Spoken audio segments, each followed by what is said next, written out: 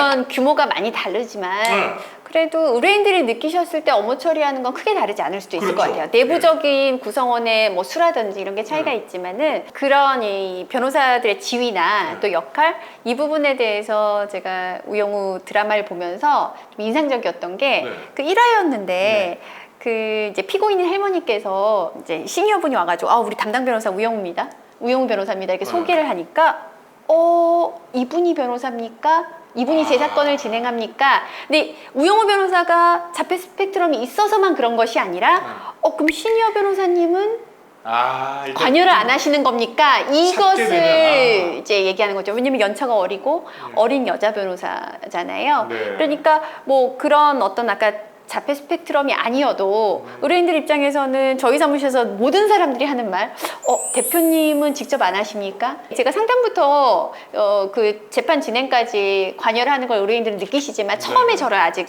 그 소송을 관여하는 걸 못 보셨을 때는 그 우려를 할 수 있죠. 왜냐하면 뭐 증거 수집이라든지 또 증거를 위해서 추가적인 전화를 드리거나 이럴 때는 저희 변호사님들이 직접 하실 때가 많으니까요. 그래서 그걸 보면서 그래 드라마에서도 저런 부분을 찝어서 잘 현실적인 얘기를 해주고 있구나라고 생각을 했었어요.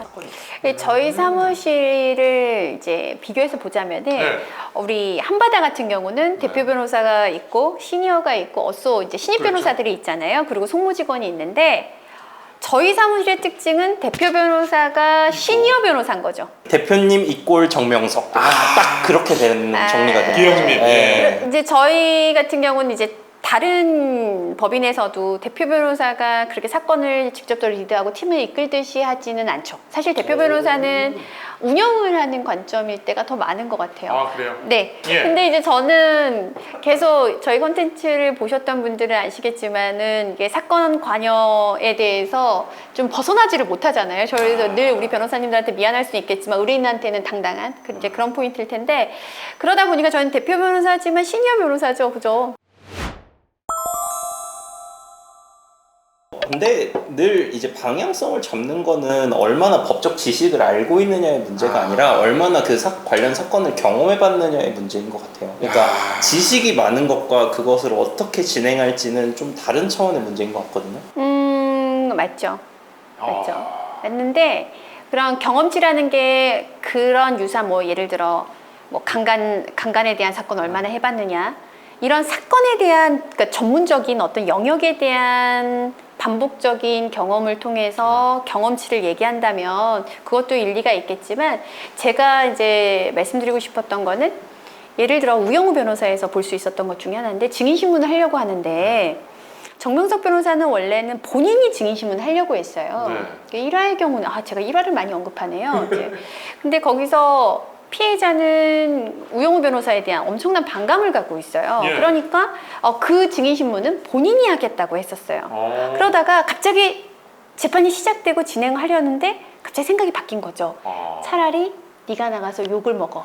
우영우 변호사한테. 그래서 그 피해자인 증인이 흥분하게 한 걸 유도하고 그래서 그 사람이 약간 폭력적이고 피고인으로서는 그런 우발적인 행동을 할 수 있었다라는 것을 배심원들이 느끼게끔 하는 것을 선택을 해요.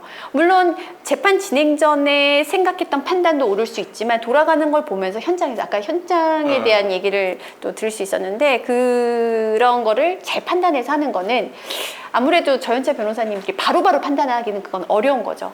그거는 어떤 사건에 대한 계속 반복적인 경험과 상관없이 전체적인 재판을 여러 번 하면서 그거는 뭐 다른 분야의 재판이라도 그건 재판 경험을 통해서 얻을 수 있는 그런 전략 같아요. 그래서 아무래도 아무리 천재성이 있는 우리 우영우 변호사라고 하더라도 정명석 변호사님처럼 또 많은 걸 고민하고 경험을 많이 한 시니어 변호사의 리드가 반드시 필요하지 않나 이런 생각을 합니다. 친구들이랑 제가 했던 얘기가 뭐였냐면 이제 우영우 변호사는 아무래도 드라마의 진행상 어쩔 수 없는 거겠지만 뭔가 많은 사건을 들고 있기보다는 좀 몇 가지 핵심적인 사건만 보여주잖아요. 그러면 이제 저희끼리 하는 말이 저런 기억력이 있어서 부럽기도 하지만 저렇게 한 사건만 가지고 나도 몰두할 수 있었으면 좋겠다. 그러면 그렇게 나도 정말 열과성을 다해서 할 수 있을 텐데 맞네. 이런 것도 확실히 근데 현실적으로는 그게 어렵죠. 맞아요. 변호사님들 저희처럼 이렇게 코웍을 진행하는 사건 같은 경우는 시니어 변호사인 제 입장에서는 모든 걸 리드해야 되니까 매번 뭐 소소한 서면들을 제가 작성하진 않지만 그 쟁점을 파악하고 있지 않다면 리드를 할 수가 없겠죠.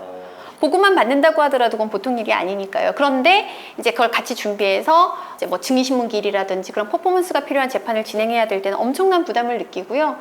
그렇지 않아도 아까 또 재판장님의 이제 어떤 질문이라든지 또 돌발 상황이라든지 이런 거를 늘 염두에 두고 있기 때문에 조금 긴장이 많이 되는 것 같아요. 그래서 우리 변호사님이 긴장하는 건 늘 당연하다. 그리고 그 긴장감이나 두려움이 없다면 우리가 최선을 다하지 않게 된다. 그러면서 위로를 하는데 위로가 안 되나 봐. 뭐 시간이 지나면 충분히 많이 안정이 되겠죠. 그리고 아직까지 그런 게 좀 있는 것 같아요. 또 끝나고 나서 이 얘기 할 걸. 맞아요. 약간 아니면 그거는 열이죠. 내가 봤을 때 열인 것 같아요. 하지 말 걸 약간 이런 얘기들. 많이 있죠. 많이 있습니다. 실제로 매수하는 상황을 제가 보지는 못했어요. 저는 이 변호사 일을 하면서 원칙으로 하는 건 증인을 직접 만나지 않는 거예요. 왜 그러냐면 당사자들이 증인에게 뭐 어떤 것을 요구해서 어떤 증언을 받아올 수 있도록 하는 것은 절대 변호사가 관여를 해서는 안 되고요. 왜 그러냐면 위증의 위험이 있어서만이 아니라 실제로는 아마 의뢰인들도 아까 질문하고 좀 다른 내용이네요. 그러니까 의뢰인들도 사실대로 말해줘라고 증인에게 부탁을 할 텐데 만약 변호인이 먼저 증인을 그 법정에서 만나기 전에 따로 만난다면 상대방 반대 질문으로 혹시 증인에게 이제 변호인을 미리 만난 적이 있습니까? 만났습니다 라고 하는 순간 이 증언의 어떤 오염 가능성이 좀 높아지고 신빙성이 떨어질 수 있어요. 그러면 어떻게 보면 되게 가치 있는 증인의 증언이 될 수 있는데 변호인이 사전에 만났다는 이유만으로 그 증언의 가치가 떨어질까봐 저는 안 만나는 경우를 원칙으로 하고 있고요. 또 실제로 이와 달리 의뢰인이 사실을 부탁하는 게 아니라 조금 다른 증언을 부탁할 수도 있잖아요. 이제 그럴 경우에는 변호인은 알아서는 안 되겠죠. 그거는 저희는 모르는 걸로 하고 그게 사실에 대한 증언이라고 생각하면서 변론을 진행하는 게 맞을 거라고 생각하고. 네, 그래서 그 이상한 변호사 우영우 드라마에서 계속 우영우 변호사를 데리고 다니는데 왜 굳이 그렇게 데리고 다니는지를 잘 모르겠어요. 근데 이거는 있을 수 있을 것 같아요. 의뢰인이 이렇게 부탁을 하기도 해요. 변호사님이 얘기를 좀 해주세요. 증인에게. 왜냐면 어떤 증언이 이 재판에 영향을 미치는지를 당사자가 설명하기가 어려운 거예요. 그러니까 이 앞뒤 상황을 변호사가 얘기한다면 오히려 증인이 안전하겠다, 아니면 이런 내용만 하면 되겠다, 훨씬 실효적인 준비를 할 수 있다고 의뢰인들은 생각을 하셔서 많이들 얘기를 하시거든요. 근데 저는 이렇게 얘기를 하는 거예요. 가서 있는 그대로만 진술을 해달라고 부탁을 하십시오. 그것이 마치 변호인이 미리 만났을 경우에는 그 가치 있는 증언의 가치가 떨어질 수 있다. 그래서 저는 증인을 안 만나는 것이고요. 다만 이제 어떤 신문이 이루어질지 이제 어떤 예상 가능한 질문지를 이제 의뢰인에게 얘기해서 증인에게 그런 증언이 적정한 증언이 이루어질 수 있도록, 물론 사실에 기초해서겠죠. 그렇게 안내를 해서 증언의 가치를 유지할 수 있도록 저는 변론을 준비하고 있습니다. 그래서 어쨌든 이 드라마에서는 이 증인의 증언이 오염되는 과정이 여러 번 나오기는 해서, 그래서 법정에서 실제로 이 증언의 가치에 대해서 재판부에서도 그런 믿을 수 있는 증언이냐 이런 판단을 되게 신중하게 아마 하시는 걸로 알고 있습니다.